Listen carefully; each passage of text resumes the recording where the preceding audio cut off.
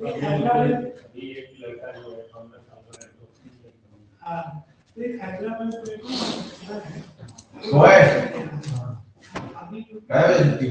Morning everybody. Good morning sir. तो हम लोग आईओटी पे स्टार्ट करने जा रहे हैं, जो आपका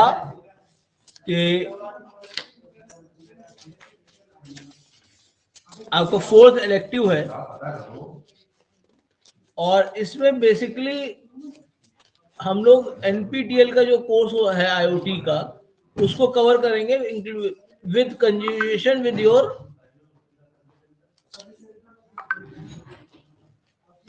सिलेबस।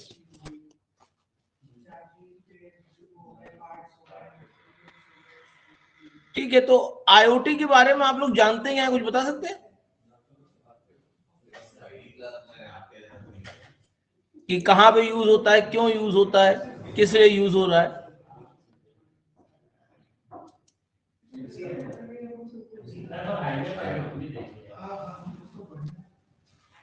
कोई IoT network, sir IoT network physical objects होते हैं, जैसे स्मार्ट वॉचेस हो गई। नहीं, तो देखिए आईओटी में बेसिकली दो चीज होती है, एक इंटरनेट होता है, एक थिंग्स होती है। Yes sir. और this is basically the connectivity of everything with everything, कि हम किस तरीके से चीजों को कनेक्ट करने की कोशिश कर रहे हैं, क्या चीजें कनेक्ट होंगी, किस तरह से कनेक्ट होंगी, इसकी कई सारी डेफिनेशंस हैं। बेसिकली अगर हम देखें इंडिया के हिसाब से, तो इंडिया के हिसाब से ये आईओटी आप सोच रहे हैं थोड़ा सा नई चीज है, किंतु अगर आप देखें यूरोपियन यूनियन के हिसाब से, this is a very old thing, क्योंकि बेसिकली इंटरनेट हमारे इंडिया में बहुत लेट इंट्रोड्यूस हुआ है, और जिस तरह से उसकी कनेक्टिविटी हुई है वो भी अभी भी एक क्वेश्चन है। तो अगर हम देख ले कुछ पॉइंट्स के बारे में, तो internet technology is basically connecting devices, machine, tools to the internet by the means of wireless technologies. These wireless technologies are multiple technologies which can be used. अगर आप देखिए तो धीरे धीरे with the development of time तमाम तरह की चीजें आपकी बढ़ती चली गई हैं इस टेक्नोलॉजी में। जैसे आप पहले वाईफाई यूज करते थे, अब आप अगर देखिए तो आप लॉरा वैन और तमाम तरह के ऐसी चीजें हैं जिनको आप यूज करना शुरू कर रहे हैं। तो देयर आर मल्टीपल थिंग्स। तो बेसिकली अगर हम डिफाइन करें तो internet of things is a concept which enable the communication between internet working devices and application whereby physical objects that are called things can communicate through the internet with each others. एक तरह से human computer interaction भी आप कह सकते हो, SCI का जिसका नाम आपने सुना होगा। क्लियर है? द कॉन्सेप्ट जो था आईओटी का वो आपको बहुत पुराना है, जहां पे हम किसी भी थिंग को क्लासिफाई करते हैं उसकी यूनिक आइडेंटिटी से। जैसे आरएफआईडी का आपने नाम सुना होगा, रेडियो फ्रीक्वेंसी आइडेंटिफिकेशन डिवाइस। तो कह सकते हैं ये एक ऐसा डिवाइस है जो पहले यूज हुआ। इसमें अगर थिंग्स टैग्ड होती थी तो थिंग्स को हम ट्रैक कर सकते थे, कंट्रोल कर सकते थे, मॉनिटर कर सकते थे यूजिंग द रिमोट मेथड्स। किस तरीके से इसमें चीजें कनेक्ट। तो इंटरनेट तो एक वास्ट कलेक्शन ऑफ नेटवर्क्स है। आई होप सब लोग इसको गेट कर रहे होंगे। और कोई सवाल किसी को?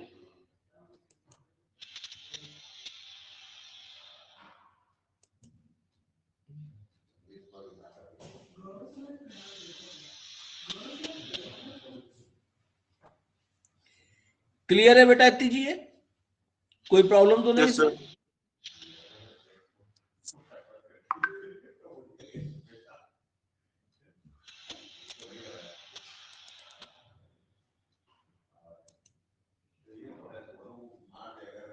तो आगे अगर देखें तो there were 9 billion things that connected to the internet as of now.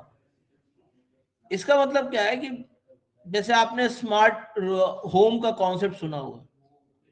What is the concept of smart home? Concept अगर आप देखिए स्मार्ट होम का ये है कि जितने भी आपके घर में स्मार्ट डिवाइसेस हैं, and what are the smart devices, इसमें कई वर्ड आ रहा है, जैसे स्मार्ट टेलीफोन की बात करते हैं या स्मार्ट, हम लोग स्मार्ट मोबाइल की बात करते हैं. तो स्मार्ट क्या है?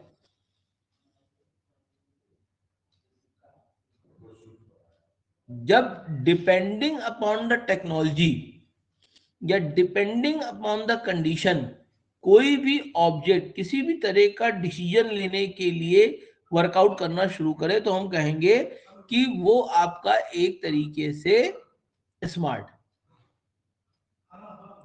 That will not do work according to the specified activity, जो पहले से स्पेसिफाई है उसी तरह से काम होना शुरू होगा. तो things connected to the internet are projected to cross 20 billion in the near future. अभी 9 बिलियंस हैं और ये अगर आप देखिए आपका जो फिगर है ये 20 बिलियंस के ऊपर रीच करने की बात हो रही है. तो 20 billion is a very big number. और आपने देखा होगा इसीलिए IPv4 की जगह IPv6 का हम लोग इस्तेमाल करना शुरू कर रहे हैं, क्योंकि एक मुख्य कारण है IPv6 का इस्तेमाल करना, क्योंकि IPv6 में आपके पास जो नंबर ऑफ एड्रेसेस होते हैं वो काफी ज्यादा होते हैं. क्लियर है? Yes sir.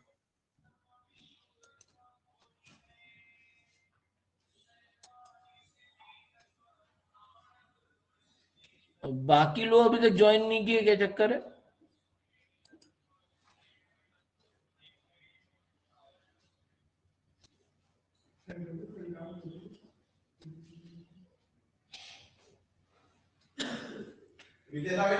तो अगर देखिए तो द यूनिफिकेशन ऑफ टेक्नोलॉजी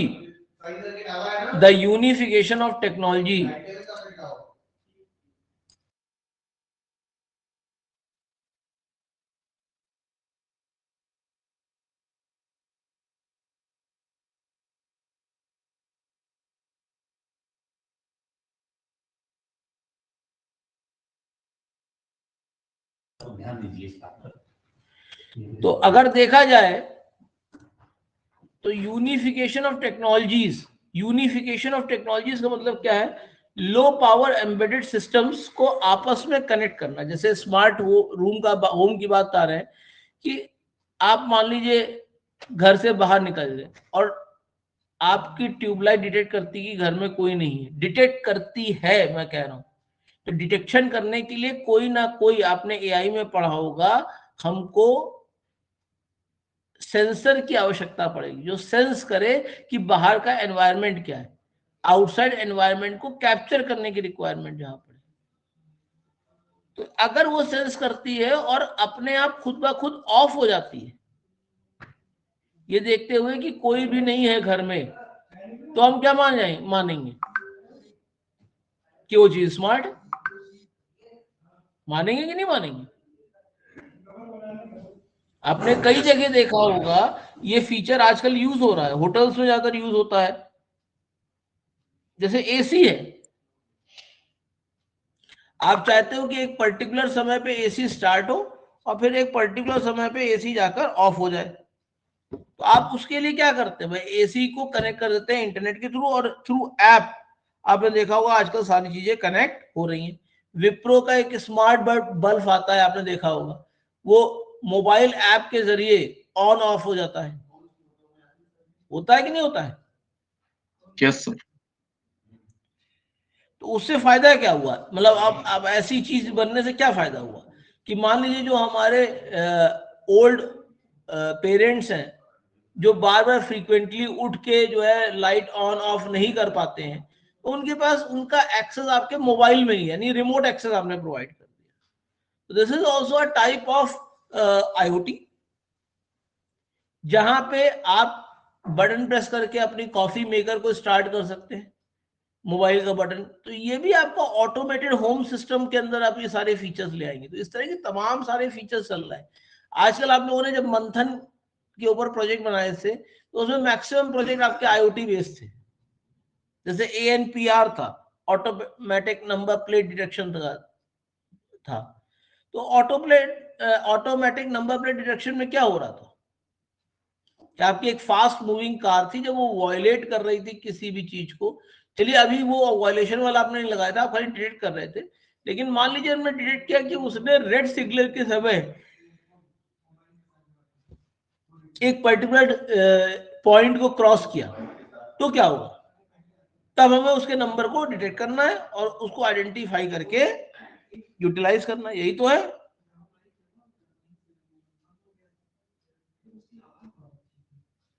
भाई यही Yes, काम sir. तो करना है, Yes, sir. इसके अलावा तो और कोई काम है नहीं।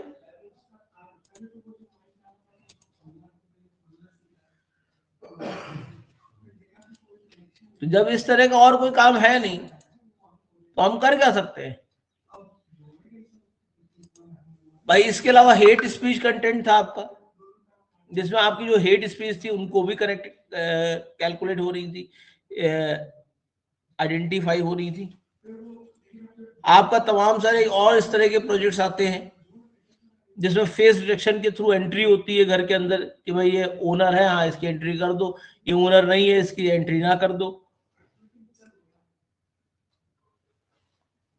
मान लीजिए ऑटोमेटेड सिस्टम का कई एग्जांपल आपके ऐसे हैं, जैसे स्मार्ट सिटी बनने जा रही है। स्मार्ट सिटी है क्या? ऐसा तो नहीं है पूरी सिटी स्मार्टली काम करने लगेगी। स्मार्ट सिटी का कॉन्सेप्ट ये है कि without the intervention of human intervention के बगैर हम किस तरीके से अपनी सिटी को ऑप्टिमाइज कर सके जिससे वर्कआउट हो जाए। फॉर एग्जांपल एक छोटा सा एग्जांपल आपको बताएं, क्या आपने देखा होगा आजकल स्वच्छ भारत अभियान के तहत कई जगह पे आपने डस्टबिन देखे हैं लगे हुए, देखे है ना? अब होता क्या Yes, है? sir. अब होता क्या है, नॉर्मली म्युनिसिपल कॉर्पोरेशन की वैन पूरे शहर भर में घूमती है और वो डस्टबिन से कूड़ा कलेक्ट करती है। कुछ डस्टबिन में कूड़ा पूरा भरा हुआ होता है और कुछ डस्टबिन में कूड़ा होता ही नहीं है। अगर हम एक प्रोजेक्ट बनाए जिसके थ्रू इन डस्टबिन को स्मार्ट डस्टबिन से जो है चेंज करना है, कि जब कूड़ा पूरा भरा हुआ हो तो मेरे डैशबोर्ड पे एक इंडिकेशन आ जाए और केवल उसी पर्टिकुलर डस्टबिन पे जाकर हम उसकी कूड़े को सेग्रीगेट करके वेस्ट उठाएं। सारे लोकेशंस पे डस्टबिन की हमको मूव कराने की जरूरत नहीं है व्हीकल को। तो फिर क्या फायदा हो? इससे फायदा क्या होगा? इससे फायदा ये होगा कि हमको जो फ्यूल कंजम्पशन है वो बच रहा है, हमारा टाइम कंजम्पशन है वो बच रहा है। तो we are doing the smart work, not the hard work. Clear है मेरी बात?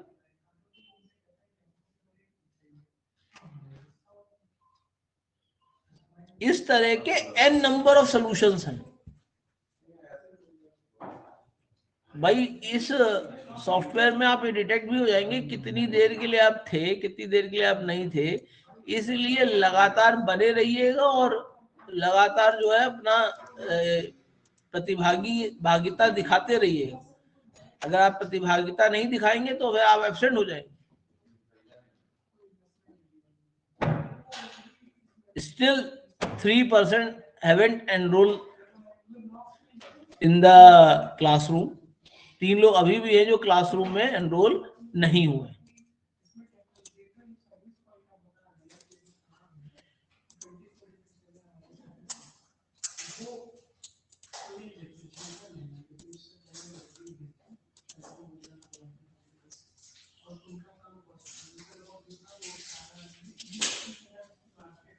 तो हम आगे चलते हैं बेटा, ये चीज क्लियर हो गई होगी आपको।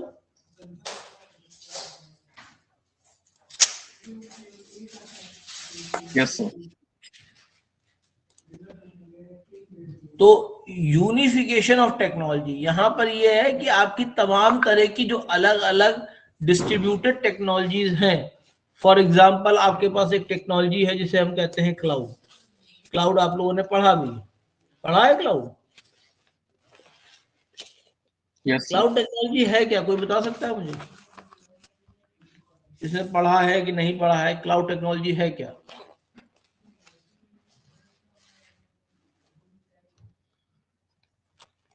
What is cloud technology? Sir हम आईटी रिसोर्सेज को ऑन डिमांड जो है बाय करते हैं। ऑन डिमांड बाय क्या सर, यूज करने के लिए रेंट करते हैं। अच्छा, आप बाई करते हैं सर्विसेज को और उसको यूज करते हैं, डिवाइसेस को तो नहीं बाई करते हैं, हाँ सर, है ना? ये डिवाइसेस नहीं सर, आईटी रिसोर्सेज को रेंट करते हैं। तो ये तो पहले भी चलता था, पर इसमें क्लाउड जैसी क्या बात आ गई? सर पहले डिस्ट्रीब्यूटेड सिस्टम चलता था, पैरेलल कंप्यूटिंग चलता था। तो सर उसमें दिक्कत क्या आती थी कि सर डेटा लॉस होने का डर रहता था, और दूसरी चीज सर सिस्टम्स जो होते थे वो एनोनिमसली एक जगह नहीं होते थे, मतलब उन्हें एक ही जगह रखना पड़ता था। लेकिन क्लाउड में ऐसा नहीं है सर, हम कई सारे लोकेशंस पे अपना डेटा रख सकते हैं। जो मतलब डेटा एक सेंटर्स होते जगह हैं रखे रहते थे कि नहीं रखे रहते? सर, पहले एक ही जगह रखे रहते थे। जो सर मान लीजिए जैसे बाढ़ आ गई या आग लग गई, तो सर उसमें डेटा जो है लॉस होने का डर रहता था। आपने ग्रिड कंप्यूटिंग का नाम सुना है? हाँ सर। तो ग्रिड कंप्यूटिंग और क्लाउड कंप्यूटिंग में अंतर क्या है? सर ग्रिड कंप्यूटिंग में सर बहुत सारे कंप्यूटर्स एक साथ जोड़े जाते हैं, और सर उनकी उनकी जो लोकेशन रहती है सर वो अलग अलग हो सकती है, लेकिन सर वो इंटरनेट के थ्रू कनेक्टेड होता है या एक वायर के थ्रू। तो सर वो रिलायबल मेथड नहीं था, इसलिए सर उसे हटा दिया गया। नहीं, अगर आप ग्रिड कंप्यूटिंग को देखिए तो ग्रिड कंप्यूटिंग और क्लाउड कंप्यूटिंग में अंतर क्या है? क्लाउड कंप्यूटिंग में भी तो कंप्यूटर अलग अलग रखे हुए हैं और वो इंटरनेट के थ्रू ही तो आपस में कनेक्टेड है। मतलब मीडियम तो यस आपका इंटरनेट है ही है। Yes sir. क्या आप इंटरनेट मीडियम को हटा के आप कैसे कनेक्टिविटी लाएंगे? सर पता नहीं। नहीं तो ग्रिड कंप्यूटिंग और क्लाउड कंप्यूटिंग में अंतर क्या है बेसिकली? क्योंकि आप लोग तो AKTU सर्टिफाइड हो जाएंगे कुछ दिनों में कि आप क्लाउड पढ़े हुए हैं और क्लाउड सब आपको मालूम है। अगर कोई एक छोटा सा सवाल आपसे पूछा जा रहा है, भाई अब आप लोग प्रोफेशनल्स हो गए हैं, एक छोटा सवाल पूछा जा रहा है ग्रिड कंप्यूटिंग और क्लाउड कंप्यूटिंग में क्या अंतर है? क्योंकि अगर आप देख रहे होंगे कि अभी भी हम लोग ग्रिड टेक्नोलॉजी का यूज डिस्ट्रीब्यूशन ऑफ इलेक्ट्रिसिटी में करते हैं कि नहीं करते हैं? तो वो भी तो है पेपर यूज। भाई वो मॉडल भी तो पेपर यूज ही का है।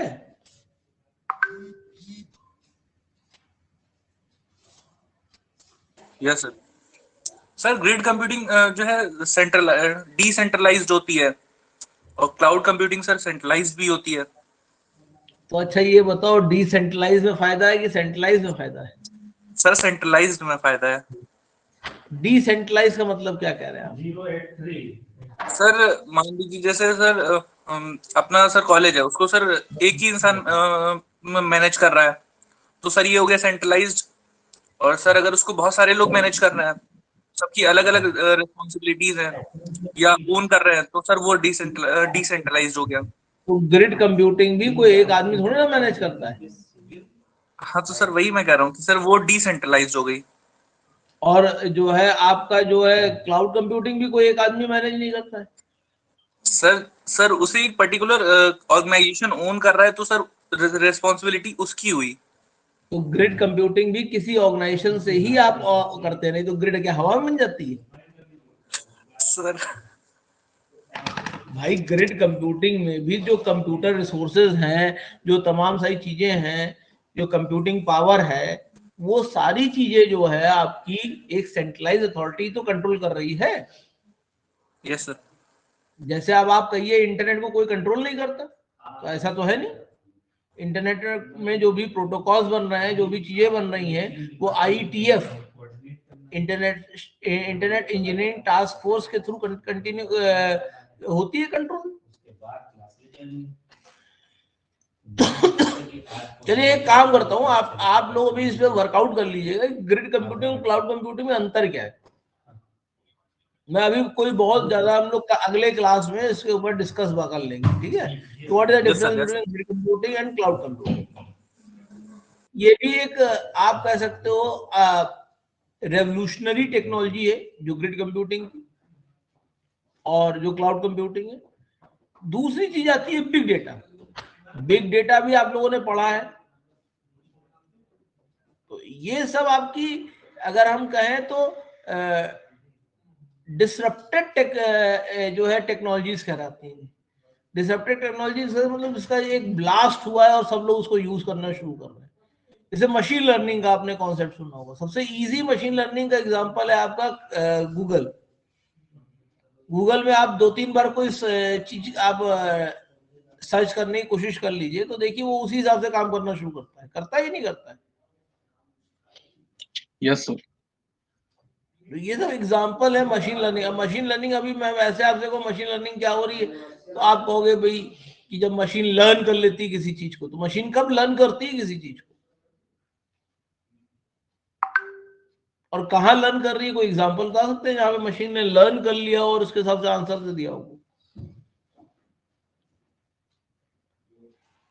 सर जैसे क्लस्टरिंग हो गई तो सर फ्लिपकार्ट हो गया या यूट्यूब हो गया या अमेजन हो गया, तो सर ये क्लस्टरिंग भी यूज करते हैं। तो सर ये हमारे सर्चेस को लर्निंग तो कर रहे हैं सर। मतलब क्या? मैं थोड़ा सा अल्पज्ञानी हूँ, जरा मुझे बताइए कैसे कर रहा है। सर आप सब ध्यान रहे हैं सर। नहीं, मुझे नहीं समझ में आया। आप मुझे बताइए भाई लेंसकार्ट और ये फ्लिपकार्ट कैसे क्लस्टर कंप्यूटिंग में काम कर रहा है। सर जैसे हमने फोन सर्च किया तो सर वो हमें फोन ही दिखाएगा, या जो हमें सजेशंस देगा वो फिर फोन्स के देगा। कौन देता और है? वैसे ही सर फ्लिपकार्ट देता है कि गूगल देता है? सर फ्लिपकार्ट और सर गूगल भी है इसी पे। भाई फ्लिपकार्ट नहीं आपका देता है। फ्लिपकार्ट पे तो आप जाके सामान खरीदते हो, ठीक है, उस पर सर तो आपने सर्च किया। Amazon, Google, YouTube. यूट्यूब आप देख लीजिए। आप जिस तरह की वीडियोस देखते हैं जब आप लॉगिन करेंगे तो आपको उसी तरह के वीडियोस से सिमिलर वीडियोस आपको आपके स्क्रीन पे आना शुरू हो जाएंगे। तो ये तो आजकल तक की इंजीनियरिंग प्रोसेस है जो हम लोग चला रहे हैं, जो आपका मशीन लर्निंग का बेसिकली यूज हो रहा है। और भी तमाम सारी जगह हैं जहां मशीन लर्निंग का इस्तेमाल हो रहा है। तो इंटरनेट ऑफ थिंग्स में दो चीजें बहुत जरूरी है। एक तो थिंग्स को स्मार्ट होना जरूरी है, यानी स्मार्ट थिंग्स के अंदर क्या होता है, उनके अंदर दो चीजें होती हैं। एक तो आउटर वर्ल्ड को समझने की क्षमता, जिसे कहते हैं सेंसर, और उसको समझने की क्षमता के बाद उसके हिसाब से बाहर बिहेव करने की के लिए कोई ना कोई डिवाइस होनी चाहिए जिसको कहते हैं एक्चुएटर। सेंसर और एक्चुएशन के बीच में होती है प्रोसेसिंग, कि जो इनपुट आया वो हमारे प्रोसेसर में गया, उस प्रोसेसर ने उसको प्रोसेस किया और एक्चुएटर के पास भेजा कि आपको एक्शन क्या परफॉर्म करना है इस पर्टिकुलर इनपुट के ऊपर। तो अगर हम देखें origin of this terminology begins in 2000। तो अगर हम देखें तो 2000 से आज आप 22 साल यानी 2 दशक आगे हैं। तो this technology you don't say कि ये बहुत ही नई है। It is old technology which is rather a new concept in India due to its in IT infrastructure के वजह से ये आपका कॉन्सेप्ट नया हो गया। नहीं तो ये कॉन्सेप्ट बहुत पुराना है। In 2000 we are heading into a new era of ubiquity where the user of internet will be counted in billions and where humans may become the minority as generator and receiver of traffic. Means जितना maximum information का आदान प्रदान होगा उसमें human intervention का reduce होता चला जाएगा। मतलब क्योंकि कहा जाता है ह्यूमन इक्वल टू फॉल्ट, मानवीय गलती की वजह से सारी चीजें होती है। आपने पहले देखा हुआ रेल हादसे होते थे, उसमें मानवीय गलती निकालते हैं, है कि नहीं है? ये माना गया है कि अब जैसे आप आजकल के सुपरसोनिक प्लेन्स देख लीजिए,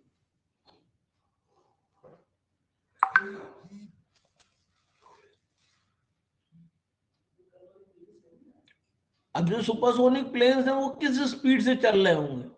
वो काफी तेज स्पीड से चल रहे होंगे। क्या उनको लुक डाउन, शूट डाउन, इस तरह की चीजें करने का मौका मिलता होगा? इतना टाइम उनको मिलता होगा कि वो इस तरह वर्कआउट कर पाए? मुझे तो नहीं लगता मिलता होगा।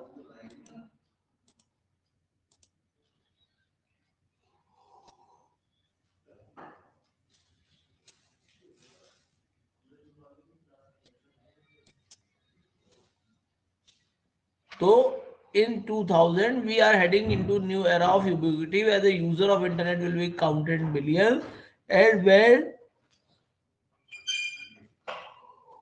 humans may become the minority as generator and receiver. Instead, most of the traffic will be flown between device and all kinds of things. अब वो चेयर भी हो सकती है। मीन्स आपने देखा होगा कई तरह के लोग होते हैं, कोई पर्टिकुलर एंगल में बैठा जाता है, कोई पर्टिकुलर एंगल में बैठा जाता है। मान लीजिए आपकी जो चेयर है वो हर एक पर्टिकुलर व्यक्ति के हिसाब से एडजस्ट करना, ऑटो एडजस्ट कर ले। आप कहोगे वो भी इंटरेक्ट कर रही है, उसमें भी एक्चुएटर्स लग सकते हैं, उसमें भी आपके कई तरह के सेंसर्स लग सकते हैं। क्लियर है मेरी बात?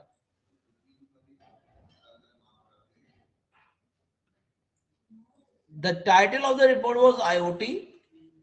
This is discuss the possibility of internet connected to the machine connectivity, extending to the common household device.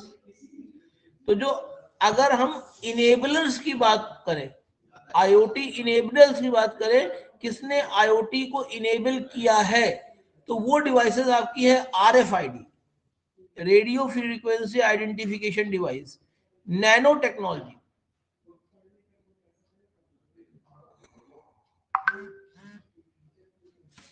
इसके अलावा सेंसर्स का आपने नाम बहुत सुना होगा आजकल, और दूसरा स्मार्ट नेटवर्क। अब स्मार्ट नेटवर्क का एक छोटा सा एग्जांपल आपको बताता हूं। आप देखते होंगे कि आप लोग मोबाइल फोन यूज करते हो, तो हर एक मोबाइल फोन इंटरनेट को जब यूज करती है तो उसका एक आईपी एड्रेस होता है।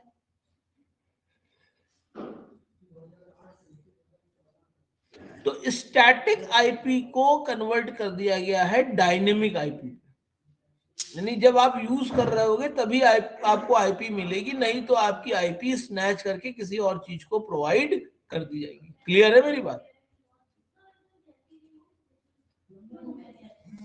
Yes sir. तो ये आईओटी इनेबलर्स कहलाते हैं।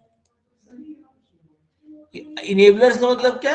जो आईओटी पे वर्कआउट करने के लिए चीजें बनी है, किसकी वजह से हो रही है, तो इसकी एक ऑल्टरनेट डेफिनेशन है। The internet of thing is the network of physical object, the physical object that contain the embedded technology,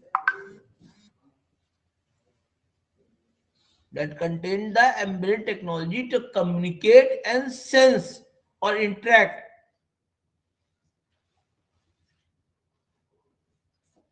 with their internal state or the external environment. This definition was given by the Gartner research.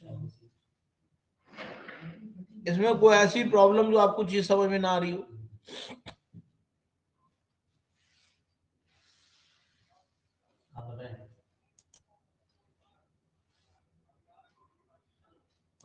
है भाई, इसमें कोई ऐसी चीज जो problem आपको ना समझ में आ रही हो?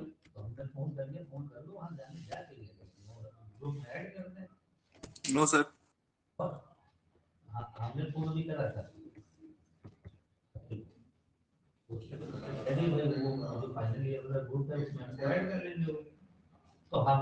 अब इसकी कैरेक्टरिस्टिक्स क्या होती है?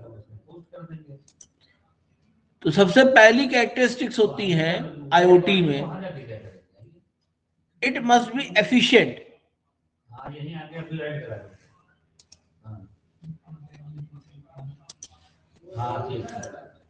एफिशिएंट का मतलब क्या हुआ?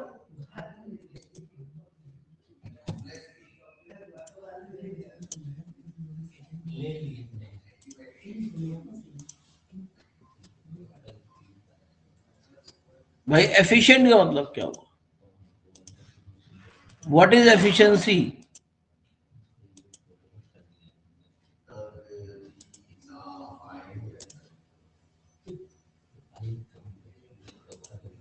What is एफिशिएंटी?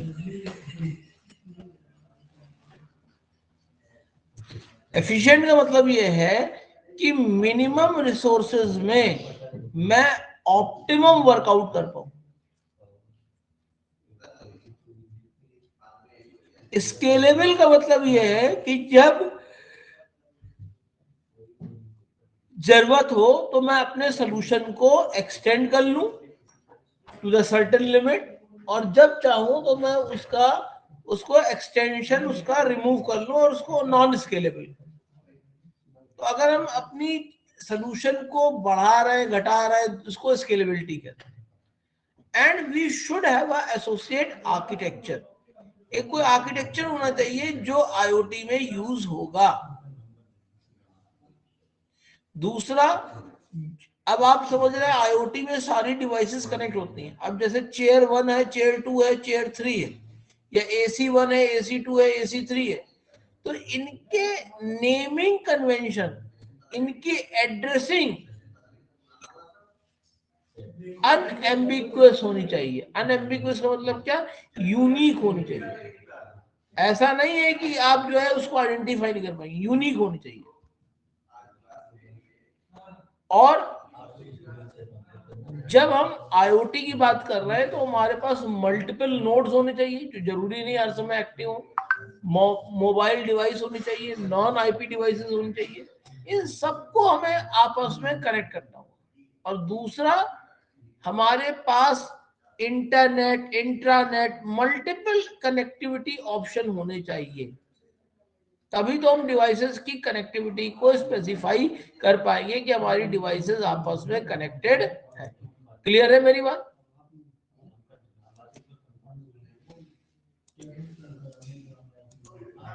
क्लियर है भाई?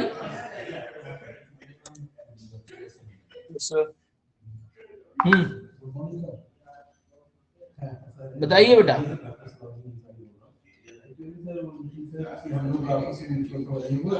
तो आपके यहाँ हम जी सर, सर आप जी फाइनल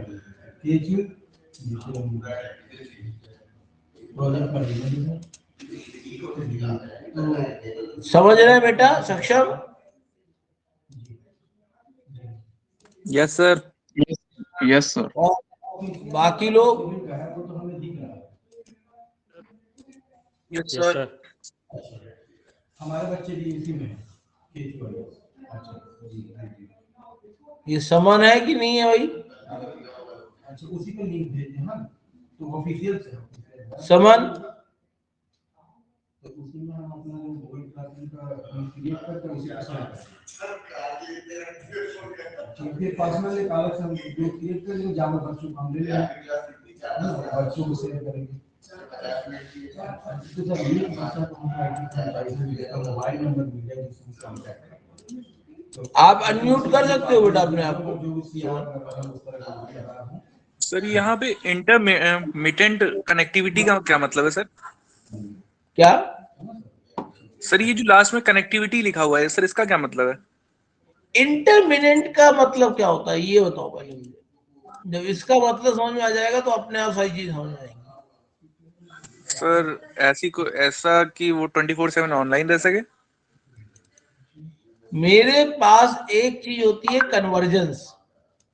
यस सर। कन्वर्जेंस का मतलब आप समझे? Yes sir. क्या सर किसी एक डेटा को या किसी एक चीज को दूसरे में कन्वर्ट करना। कन्वर्जेंस का मतलब केवल कन्वर्जेंस से आप ना समझ लीजिए। कन्वर्जेंस का मतलब ये होता है कि किस तरीके से आपका जो मेथड है वो किस तरीके से कनेक्टेड ही रहेगा। Yes sir. इसका मतलब क्या हुआ? सर वो इसका कनेक्टेड मतलब ही ये हुआ रहेगा। कि आपकी कनेक्टिविटी, मान लीजिए मेरी वायर्ड है, ठीक है, वायर्ड कनेक्टिविटी है, फॉर एन ऑफ रीजन हमारी वायर्ड कनेक्टिविटी ब्रेक हो जाए, तो ऐसा ना हो कि हम कनेक्ट ही ना हो पाए, हम वायरलेस कनेक्ट हो जाए। यानी we should have a regular connectivity with each other at a regular interval of time. Yes sir. यानी जैसे फॉर एग्जांपल मैंने कहा कि हर सेंसर का डेटा मैं 5 सेकंड के बाद वापस रिट्राइव करने की कोशिश करूंगा, तो हो सकता है कनेक्टिविटी 4 सेकंड के लिए ब्रेक हो, लेकिन 5वें सेकंड में फिर से कनेक्ट हो जाएगी, जिसको बफर आप कहते हो। बफर में भी डेटा है, फिर बफर से डेटा आपका मूव हो जाता है मेनली डेटाबेस। फॉर एग्जाम्पल आप लोगों ने आजकल फास्टैग देखे होंगे, गाड़ियों में लगे रहते हैं। हाँ सर। आप जब किसी टोल नाके से पास करते हो तो ऐसा नहीं है कि तुरंत वो डेटा उठ के चला जाता है जो है सर्वर पे, और वहां से आपका पैसा डिटेक्ट हो जाता है। उनका एक टाइम है, वो टाइम हो सकता है फॉर एग्जाम्पल कि हर 2 सेकंड पे जितनी गाड़ियां पास हुई होंगी उनका पूरा बैच उठा के हम स्टोर करेंगे। तो 2 सेकंड के लिए कनेक्टिविटी नहीं है, लेकिन जैसे ही 2 सेकंड खत्म हुए आपका कनेक्टिविटी बन गई। तो ये जो नॉन कंटिन्यूअस कनेक्टिविटी है इसको आप इंटरमिनेंट कनेक्टिविटी का नाम देते हैं। क्लियर हुआ मेरी बात? Yes sir. अब जैसे आप कोई वेब एप्लीकेशन पे काम कर रहे हो तो क्या कनेक्टिविटी हमेशा रहती है? नहीं सर, ऐसा नहीं होता है, हमेशा नहीं रहती सर। भाई जैसे ही आपने फेच किया सारे इंफॉर्मेशन को, वो आपके लोकल होस्ट पे आ गए और कनेक्टिविटी यस सर। ब्रेक हो गई, जिससे यस कि सर। जो सर्वर है उसका लोड कम हो जाए। और जैसे ही आप पोस्ट बटन पे क्लिक करते हैं वो सब उठ के वहां जाने लगती, तो पहले कनेक्टिविटी स्टैब्लिश होती है, उसका डेटा ट्रांसफर होता है। तो इंटरमिनेंट कनेक्टिविटी का मतलब समझ में आया? Yes sir. Yes sir. हम ये नहीं कह रहे हैं 24/7 आप उससे कनेक्टेड हैं, हर समय पिंगिंग चल रही है। पिंगिंग का एक टाइम है कि इस पर्टिकुलर समय में ये एक्टिवेट होगा और फिर इस पर्टिकुलर समय में एक्टिवेट नहीं होगा। जैसे आपने परमाणु मूवी देखी थी, उसमें सैटेलाइट हमेशा नहीं वहां रहती थी,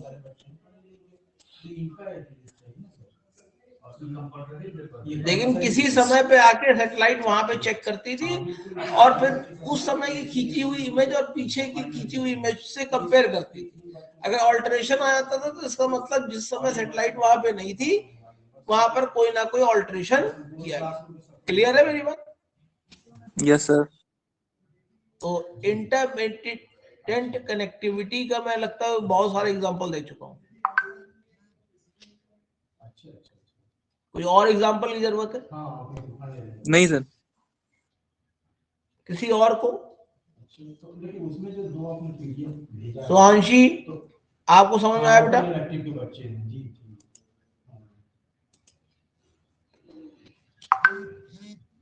अच्छा, सुहांशी है कि नहीं है? टीचर है। अच्छा अच्छा। अच्छा प्रवीशी आपको समझ आया बेटा? तो हम करने का मतलब हम लिंक तो क्रिएट कर देंगे और लिंक को हम या सब लोग कैमरा ऑन करें अच्छा ठीक तुरंत। कहते एक बस एक बच्चे को आप हमें नंबर दे दीजिए, उस बच्चे से हम हाँ ये अभिषेक सिंह जी दिख गए, महेंद्र जी भी दिख गए, प्रवीशी भी दिख गई। ये प्रैडी नहीं दिख रहा है, प्रैडी क्या हुआ? अनुज त्यागी जी दिख गए। हाँ आपका ओपन तो हो गया पर आप दिख नहीं रहे हो। तिवारी जी हाँ सर पता नहीं। और विनीत भी दिख गए हैं। बाकी समन वमन का नहीं ओपन हो रहा है। चतुर्वेदी जी भी दिख गए, हाँ समन भी दिख गई। केवल हाँ जयपुर पहुंच गए हो क्या? आयुष भी दिख गए। केवल ठीक है, ऑफ कर लो, उनका मैंने नाम ले लिया है, वो ऑफ कर सकते हैं, कोई इशू नहीं है। तिवारी भी दिख गए, ठीक है।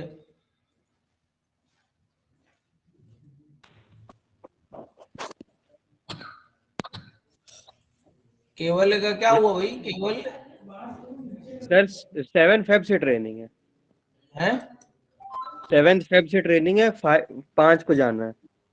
अच्छा बेटा चलो ठीक है, ओके चलो फिर आगे चलते। इतना समझ में आ रहा है सबको?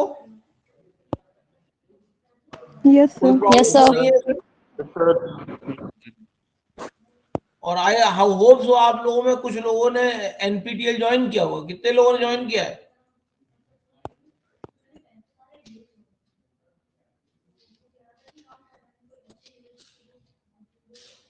किसी ने जवाब नहीं दिया, किसी ने ज्वाइन नहीं किया है? आपसे कहा गया था भैया ज्वाइन करने को।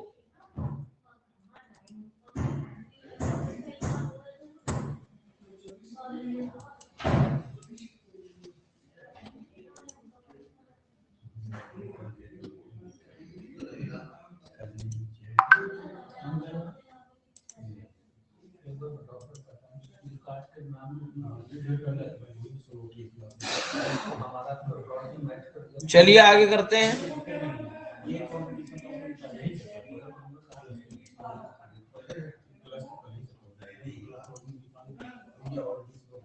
आईओटी अगर का मार्केट शेयर देखें तो मैन्युफैक्चरिंग में आपका सबसे ज्यादा है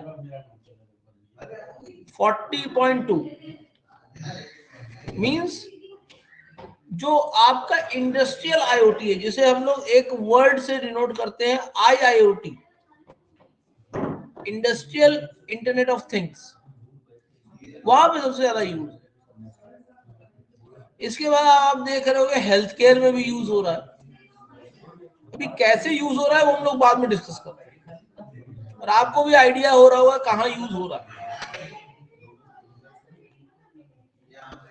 इसके अलावा रिटेल में आजकल आपने देखा, जैसे अभी एग्जांपल एक ने बताया था कि फ्लिपकार्ट आपके हिसाब से जो आपका टेस्ट होता है उसके हिसाब से सारी चीजें दे रहा है, तो यानी मशीन लर्न करके सारी चीजें दे रहा है। आईओटी का वहां पे भी यूज है। दूसरा फूड प्रोसेसिंग में जो अपने अपने लोकेशन से जाकर सामान को रख देना, इन्वेंट्री को ऑटोमेटिक मेंटेन कर लेना, स्कैन कर लेना। आजकल बिलिंग के लिए लाइन लगाने की जरूरत नहीं, आप जैसे सामान डालते जाओगे आपकी बास्केट जो है कैप्चर करती रहती है कि कितना रेट हो गया। और सिक्योरिटी में जो सबसे ज्यादा अभी पोटेंशियल है वो हेल्थ केयर में। हेल्थ केयर में बस बहुत पोटेंशियल है और सिक्योरिटी में बहुत पोटेंशियल है। सिक्योरिटी में आप थ्रेड्स देखे होंगे, ये अलग अलग वर्टिकल्स हैं आईओटी के, जिन पे आप काम कर सकते हो, जिन पे आप डिवाइसेस, जिस पे आप सॉल्यूशंस को डेवलप करके मार्केट में ला सकते हो, जो कमर्शलाइज भी हो सकता है और जिन पर वर्कआउट भी हो सकता है।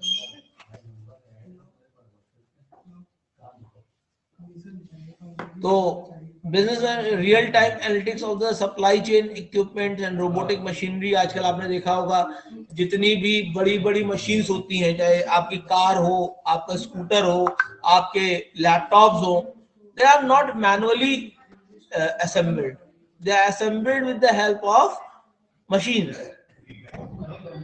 उसके अलावा उसकी ट्रैकिंग टाइम आप देखते हो कि किस समय कौन सा सामान कहां पहुंचेगा, इक्विपमेंट्स कौन कौन से यूज हो रहे हैं। हेल्थ केयर में आपने पोर्टेबल हेल्थ मॉनिटरिंग सिस्टम देख रखा होगा, फार्मास्यूटिकल सेफगार्ड्स देखे होंगे, आपने तमाम तरह की ऐसी चीज देखी होंगी जहां पर मान लीजिए हार्ट रेट आपका एकदम से बढ़ रहा है तो आपके जो नियर एंड डियर वाले हैं उनको इंटीमेशन पहुंच जाए, तमाम तरह की इस तरह की चीजें।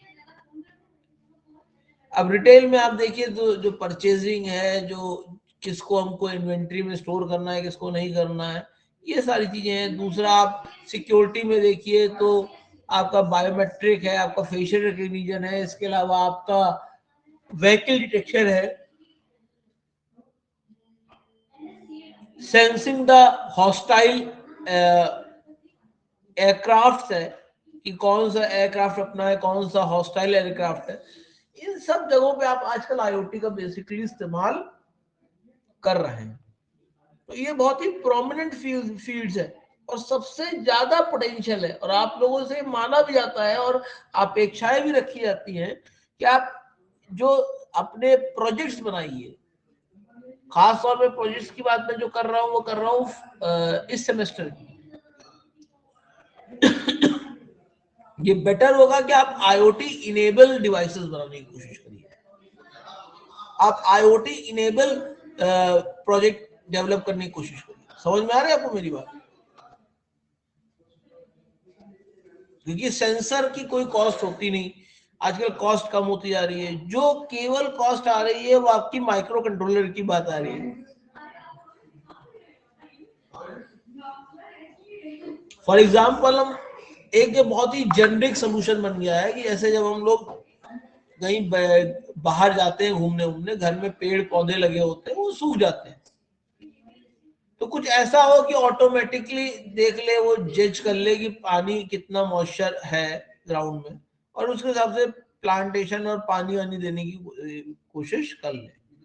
आप लोगों ने एक और कॉमन डिवाइस देखी होगी आजकल सबके घरों में लगी हुई है कि ज्यादातर लोगों के घर में जो पानी आता है वो म्युनिसिपल कॉर्पोरेशन से पानी आता है, तो वो एक पर्टिकुलर टाइम पे आता है, और उस टाइम पे अगर आप चूक गए तो आपका जो ओवरहेड टैंक है वो भरेगा नहीं।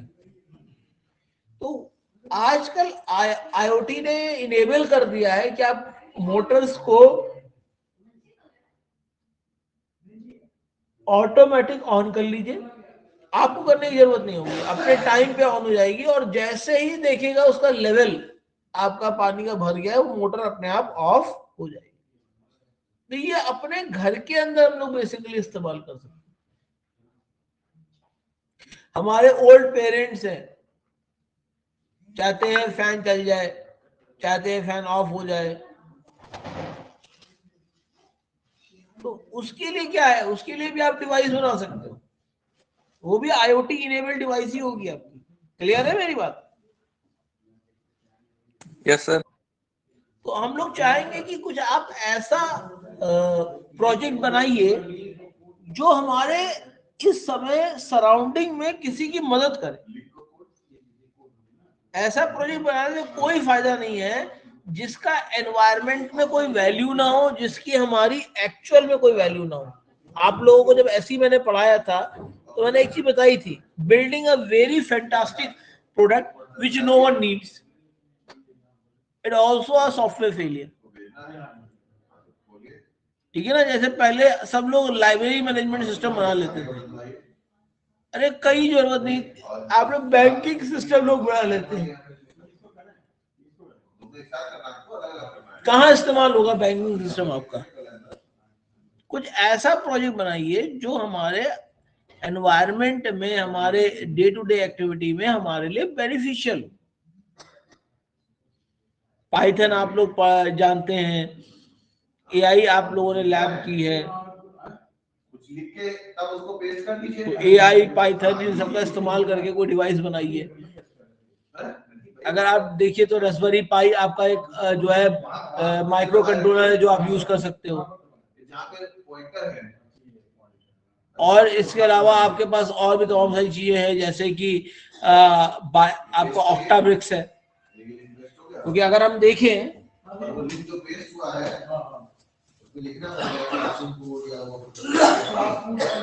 आई हैव दीज, अगर हम देखना शुरू करें तो हमारे पास ये चीजें हैं, ये हमारे पास सारी चीजें हैं जिसमें आपको पास तमाम तरह के कनेक्टर्स मिल जाएंगे। ये कनेक्टर्स आप देख रहे हैं, तमाम तरह के कनेक्टर्स हैं, आपके बजर्स टाइप के हैं, सेंसर्स हैं, इसका यूज कर सकते हो आप। या आपकी एलईडीज है तमाम सारी, ये प्रोजेक्ट्स को आप बनाइए।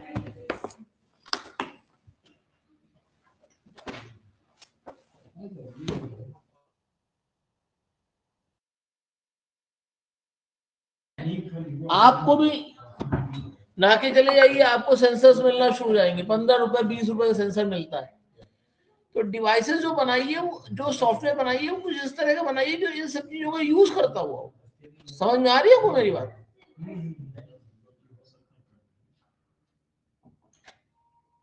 Yes sir. जिसका प्रैक्टिकल यूज हो, फिर पेटेंट कराने की कोशिश करिए उस चीज को। ऐसा नहीं कमर्शलाइजेशन नहीं हो सकता, कमर्शलाइजेशन बहुत हो सकता है। तो और मार्क्स चाहिए, अगर ये सब चाहिए, तो ये सब चीजें जब आप करोगे तो अपने आप आपके मार्क्स जो है बिल्डअप होंगे, अपने आप सारी चीजें बिल्डअप होने शुरू हो। ठीक है, तो आज ये क्लास में कोई प्रॉब्लम किसी को, कोई चीज ना समझ में आई हो?